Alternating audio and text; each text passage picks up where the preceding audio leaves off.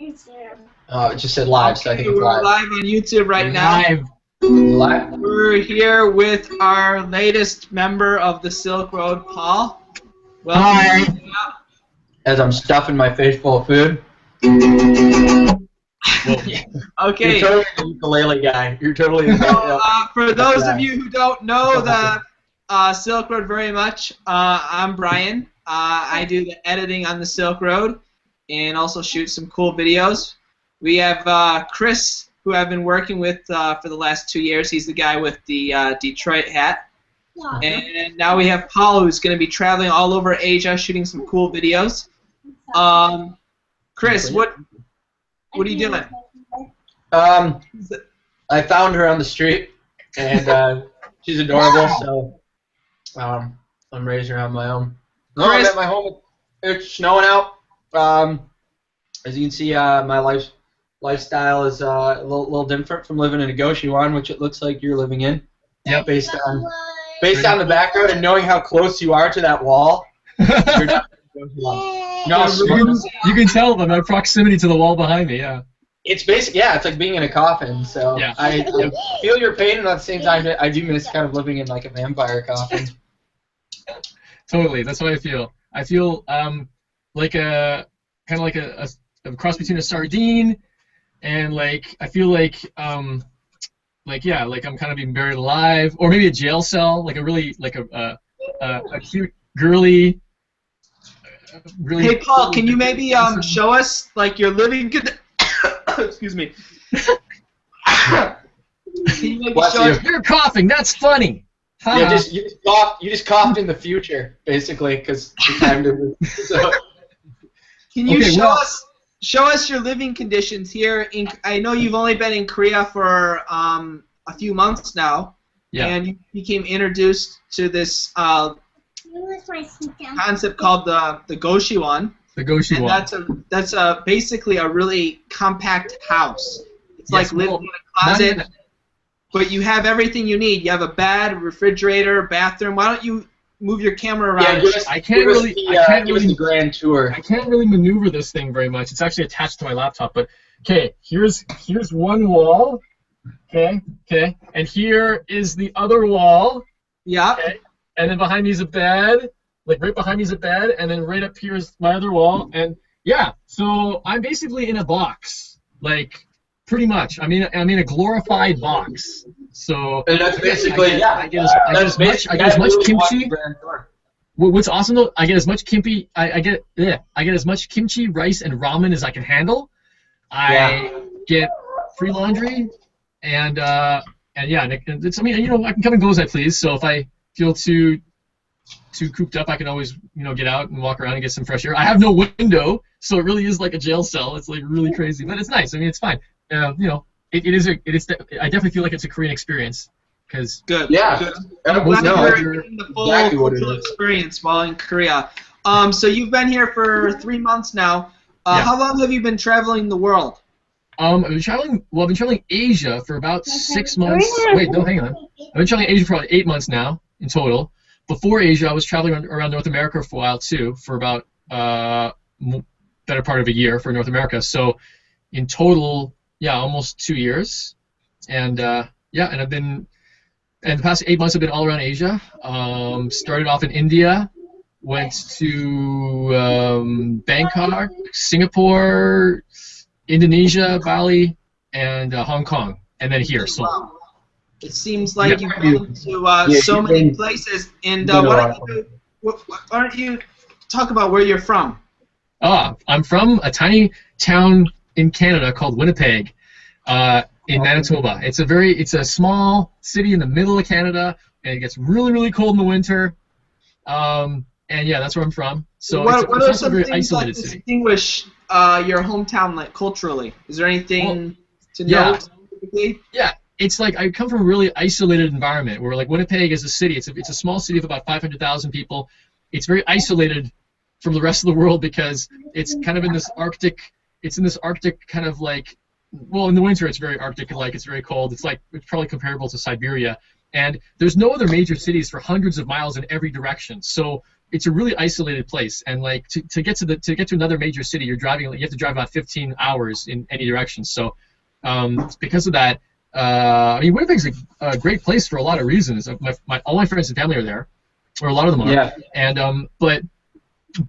and growing up there was great, but after a while I felt like it was kind of just, it's a small little button in the world. It's just a small little dot, and it can feel really isolating after a while if you have that urge to see other places. You had the travel bug. Yeah, because you can't just drive a couple hours and be somewhere else. Like another city. Like in order to experience different culture, you really got to go a far distance. And that's also, considering that most of Canada is really similar culture-wise all throughout Canada. So if I really want to go and experience a different culture, I got to go really far. So yeah. Wait, so like, how did you? Obviously, you're coming from a small town. How did you end up just deciding to travel the world? Like, how did you end up? Because I know what you mean. I was at the point. I'm like, I need to see some shit. Well, I need to see. Yeah, exactly. Yeah. Well, at first I did live in Montreal for a while too. I lived in Montreal for about 8 years, so I did get out of Winnipeg, saw some more culture in Montreal, and which was really awesome because the culture in Quebec is very different from the rest of Canada. It's French Canadian culture, and that was my first experience really living somewhere that felt like a different country, and that was really good. I really enjoyed that experience, and that kind of like got me thinking, okay, well, I still want to see more. I really wanted to see more of the world, and at a young age, I watched a few movies that really inspired me to travel. I realized just I got the travel bug in me at a really, really young age after watching a movie called Baraka. If you've ever seen it, if you haven't seen it, you have to see it. Like I think it's a movie that I would recommend for anybody. It's called Baraka. It's a documentary, and that's the movie that really, I watched it when I was like 17, and that's the movie that really got me thinking, I have to see this shit. There is shit out there that I have to see. I have to see it just because it's there. It's what's the shit that you were most impressed by? To name one or two things on your 1 year journey so far. So far, what I've seen so far that I've been impressed by, I've seen like really amazingly I've seen staggering differences in culture between the places I've been and where I'm from, which has been an awesome experience, just seeing cultures that are so alien to me. And I've just really loved that. I've tried to really fully jump into any culture that I found myself in the middle of. So that's been a really awesome experience. I think India kind of makes me think of, India is the place where I think was the most like that for me. Where like a lot of people say, the culture of India is the furthest away from Western culture you could possibly get, and it's like I can see why people say that. It's so like India is like stepping into a different world. For example, like oh man, I mean everything about India is so different from the West. The smells, the sights, the way people act, the way people treat each other, the way people treat foreigners, the driving conditions, the food, it's just, I don't know, it's hard to explain. Unless you've really been there, it's hard to explain. It's just it's a very intense place where life just rushes at you and attacks all of your senses at the same time. India is an assault on the senses, and that's not something I've coined. A lot of travelers say that India is an assault on the senses. Do you think coming back though, like knowing that, I'm not even comparing this to my experience, but like if you had to go back to Winnipeg, do you think your mind will be the same? Like, do you think you can, like, after seeing all that stuff, and not just seeing all that stuff, but it's like, I don't know, because like I've developed so many like weird little habits here from Korea, and I don't, like I said before, I don't really consider them weird. Like I brush my teeth in the shower, and my girlfriend's like, "What are you doing?" Yeah, it's disgusting. I'm like, "No, it's not. It's completely normal." Or I know for one thing, I'm like super touchy with people, and like guys, or it doesn't matter. I'll just put my hand around and stuff like that. So it definitely like culture rubs off on you. But actually, say from a reverse culture, like culture shock to reverse culture shock. I guess like I should say, are you afraid to come home? Because like home is where you make it. I really believe that. But do you have that feeling like, oh no, what do I do now when I'm like done traveling the world? Well, that's funny. I mean, like if I had a date, or if I had a foreseeable date in mind where I was looking forward to going home, then maybe I would be afraid of that. But the truth is, I'm not planning on going back to that home for a long term. period of time that is. I mean, I'm always going to go back to that home to visit. You know, a lot of friends and family are there. I'm always going to go back and visit, spend time with people there. But I don't know if I'm ever going to live there again, because there's just so much more of the world that I want to see. And to be honest, like at least at the point that I'm at in my life right now, I don't foresee myself stopping anytime soon. I don't foresee myself stopping traveling. Like, I just want to keep on seeing and exploring and discovering. So, where's the next place you see yourself traveling to? And what's something that you really want to make a video about in the future? Well, I'm kind of focusing on Asia right now, because there's a lot of places I still want to see in Asia. So maybe next would be I went to Bangkok already just for 1 week, so I didn't really see much. So I want to go back to Thailand, see Thailand. I want to go back to India to see the south, because I only saw the north the first time I went there. So and I also want to I want to go to Japan because it's right next door, and I'm very, very interested in a lot of Japanese pop culture. So I really want to go explore that. There's a lot of places in Asia I really want to discover. I'm still deciding where to go next, but those are like the way you talk, you're just like super excited about it. In some ways I'm envious, but then at the same time, like I think you kind of develop not even the traveling sense, but your mind becomes more like a compass of where you are. Because I can see even being back in the Detroit area, like when I'm in Detroit, normally it was always just going to like a Rebels game or Tigers game or just a very specific destination, but I do find myself just meandering off and exploring more. So I think like that's one thing that I think a lot of people don't have the luxury to necessarily travel. It's like you can travel at all times. Yeah. Do you know what I mean? Like it's like you literally can. It's sort of a mentality. So it's like, what is your definition of travel? Because I feel like if you were to come to Michigan, yeah, we speak the same language, but it's a totally different culture. At the same time, like even living in Korea or even me going to Winnipeg, it's still like a different world, however you think about it. India, for me, would probably be a complete culture shock. But then put an Indian person's perspective in Detroit, you know what I mean? So it's like, it definitely has to do some sort of, I don't know, you kind of develop a compass for things. Yeah, totally. Yeah, I think as I'm traveling, yeah, I'm looking at my life more as like a map of like, okay, where am I going to go, as opposed to just being in one place and deciding, okay, what am I going to do today? It's more like, okay, where am I going to go today? Where am I going to explore next? And what are the possibilities? That's a lifestyle that many people are probably envious of. Yeah. And, I mean, well, for the viewers, for people who have been tuned into our videos and people who are going to continue to tune our videos, or if you're new to us, you're going to see Paul diving into I think a different, I think not even a perspective or a different paradigm, but like a whole another world, and explore every little nook and cranny that something has in it. And I hope that if you don't know Paul or you don't know who we are, and you guys are either listening or you watch this or you found this, you're going to see a lot of first-person experience. I think you guys will get to see a lot of Paul's perspective, but also something that hopefully will entice you guys to do, and that's basically the main goal of bringing Paul on, to show that anyone can travel if you're ambitious, and it's not just traveling; it's experiencing it.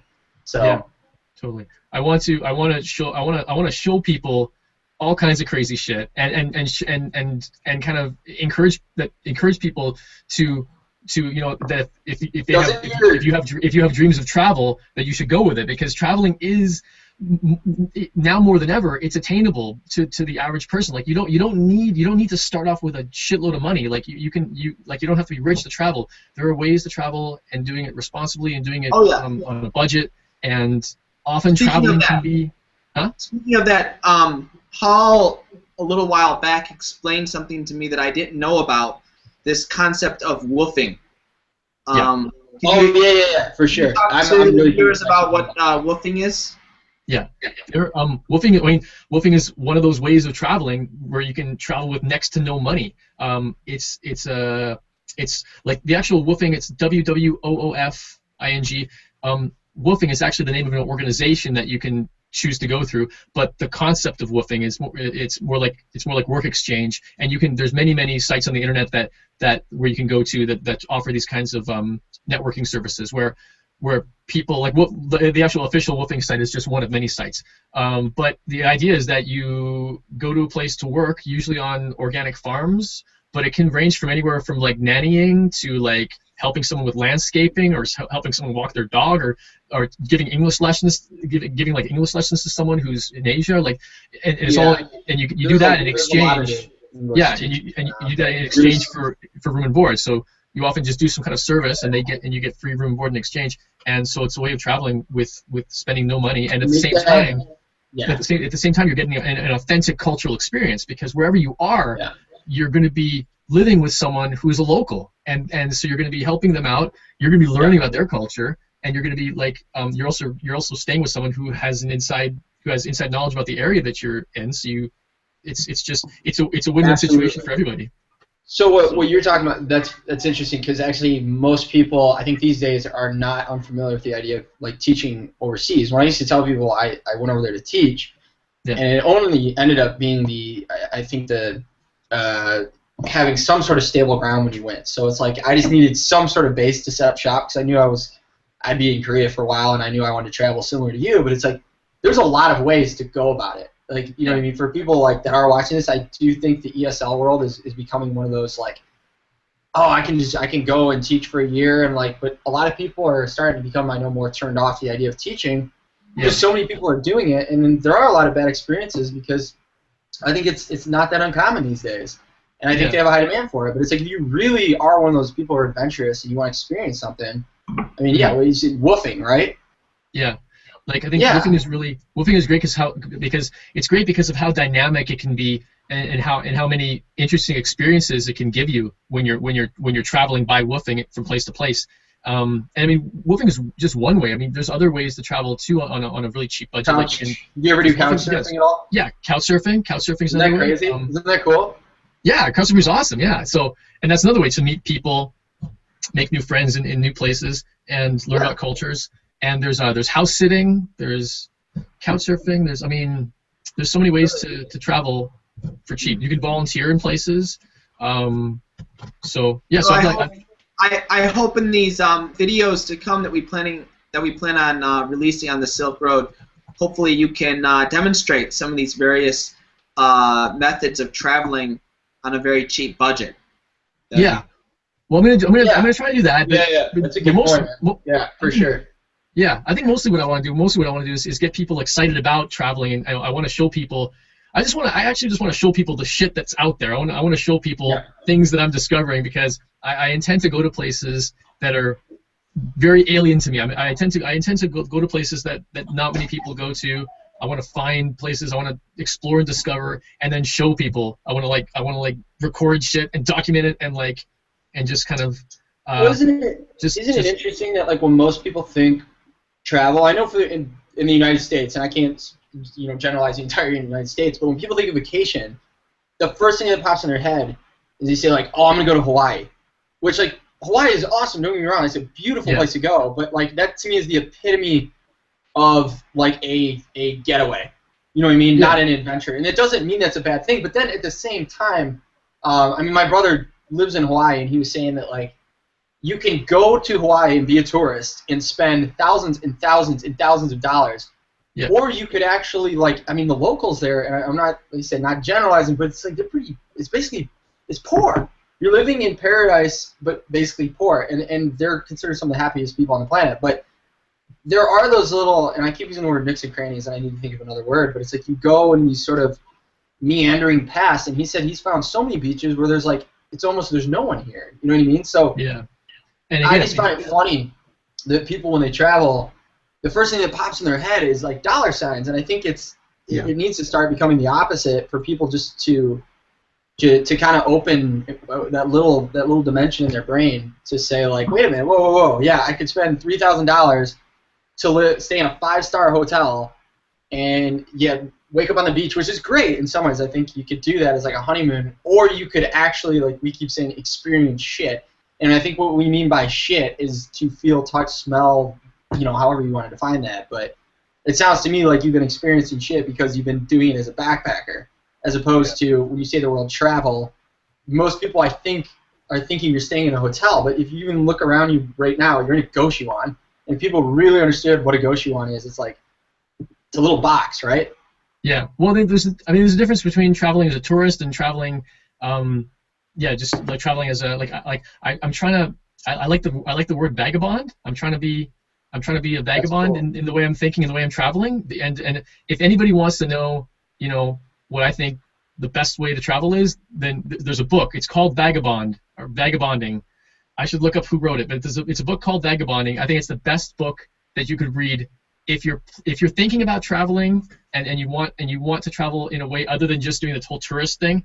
Then read that book. It's the best book you could possibly read, I think, and it's like the Bible of vagabonding, and that's kind of how I'm trying to live right now. And can you define vagabond for people who don't know what it is? Like, it's actually kind of hard for me to determine. It's hard for me to define right now. It's a way of living nomadically, but it's more of a frame of mind. It's a way. It's a lot like what you just explained. Instead of traveling the way that the media tries to tell us to travel by just saying, you can't travel unless you spend a lot of money, you can't travel unless you're going to these particular destinations with 5-star hotels and you're somewhere on a beach, travel to most people has been advertised to us in a certain way. It's an illusion. It's an illusion. But for me, I think for me to travel the way I'm trying to travel is I just want to actually experience cultures all over the world and see crazy shit. I want to experience stuff that I can't experience at home. I want to, like I said, it kind of stemmed from me coming from such a small place, and I'm thinking, well, there's such a huge world out there. There's such a huge giant world. How can I miss out on that? How can I be happy staying in my small little dot? So I mean, and some people are happy with that, but I wasn't happy with that. I need to see the world. So I still feel like I've just scratched the surface. There's still so much to see. I've just started my traveling. So that's another reason why I feel like I'm not going to go home for a long time, because there's a lot to see. And I think that one of my goals is, while I'm traveling, I want to make homes. I want to create homes for myself all over the world. I want to make friends. Meet new people. That to me is the epitome of what Facebook should be used for. I'm sure you can have the debate about, is Facebook useful or not, and I literally say yeah, it is, because of that specific reason. It's like you create so many little. It's like putting text on a map. Not being arrogant, I've been here, here, and here, but literally being able to retrace and go back and be able to connect with people like that. So that's really cool that you say. You have homes all over the world. That attitude of building those homes all over the world is really exactly what we need for the Silk Road to continue to produce very educational but fun and daring videos about culture. Yeah. And we really look forward to working with you in the future. It was an honor meeting you, and we hope to work with you for a very long time in the future. Awesome, me too, dude. I'm really looking forward to it. I can't wait to get started, because I mean, I've been already compiling shitloads of video footage just on my own, just for fun and just for the sake of documenting my own travels for myself. Yeah. Now knowing that, we're pumped to kind of have. We've been able to explore a lot, and a lot of it's been through obviously using a camera. A lot of it's been documentary. A lot of it's been well thought out. But I feel like yours, it's very unpredictable. Yeah. So it's pretty cool to know that. It's we're not, most of our stuff, it's not like we script our stuff out, but we do know we're going there. But I feel with you, it's you're almost going on the plane, and it's we can kind of travel there with you, which is pretty cool. You can't do that every day. So I'm really glad to see my chance. We're super pumped. Cool. Yeah. All right. Well, I hope to have another one of these hangouts with you again sometime. And at that time, who knows? You could be in Japan. You could be in Cambodia. You could be in Vietnam. It's exciting to know that as we have these chats for the year of 2014 to come, that the topics will always be fresh, and I'm looking forward to learning from you, to your own perspectives about this exciting topic of culture in the future on the Silk Road. Yep. Awesome, guys. We'll talk to you very soon, man. It was really nice to talk to you. Yeah, real quick. Sorry, I know it's kind of running long for the people. I just want to say this to people who are watching. You gotta sleep.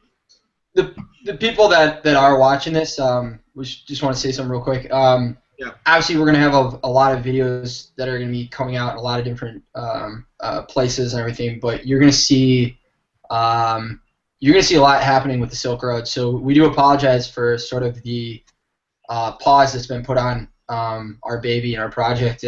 I'm back in Detroit, and We love you. Paul's going to coach you on. As you can see, we have a new member, and Brian's in South Korea. But that kind of triangle, I think you guys are going to see a lot of different things coming out from our perspective and from your perspective, and most importantly, like, we want you guys to be a part of it. So as we continue to do these Google Hangouts, not even just send us comments, but seriously, you guys are the ones who make it. You guys are the ones we make the videos for. So it's going to be feel fun. free to participate. You know what I mean? Come in and comment, and not just comment. If you guys want to even jump into some of these chats or whatever, this is not for us to hear ourselves speak, if you know what I mean. So the people that have made it this word and participate in all of our social network channels. This isn't just about us just talking. It's about a conversation between a lot of community, people, not just us, building the community. Yep. Yep. For sure. Awesome. So we'll wrap up then. So okay. You guys. Anyway, I'm Brian. This is I'm Chris. Paul. This is Paul. We'll see you next time on the Silk Road.